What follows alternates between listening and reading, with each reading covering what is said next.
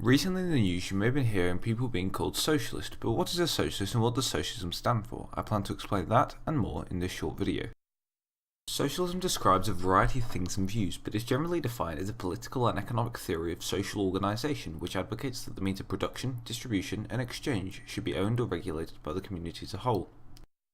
Socialist ideas have been around about as long as the written word, being described in Greek and Roman philosophy as well as the Bible. However, socialist ideas really took off during the Industrial Revolution, the term socialist first being used around 1832 in the liberal French newspaper Le Globe. Throughout the 19th century, socialism grew into a powerful political movement around the world, most notably in Russia, where it caused the 1917 revolution.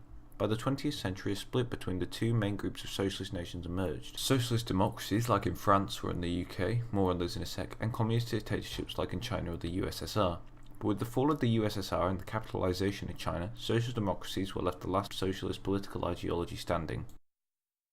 Nowadays, no country could honestly claim to be entirely socialist. Not even China, the apparent leader of communism, has complete state control over the means of production. However, there are many countries that could be described as social democracies, where the democratically elected government has some socialist policies. The most obvious of these are the Nordic countries like Sweden and Norway, but almost every country, even America, has some sort of socialist policy. Policies like universal healthcare, state pensions, free education, or even just a minimum wage. So that's socialism, a term that describes things from Norway's charming minimum wage to the French Revolution. It's no wonder there was a little confusion when Bernie Sanders turned out to be one.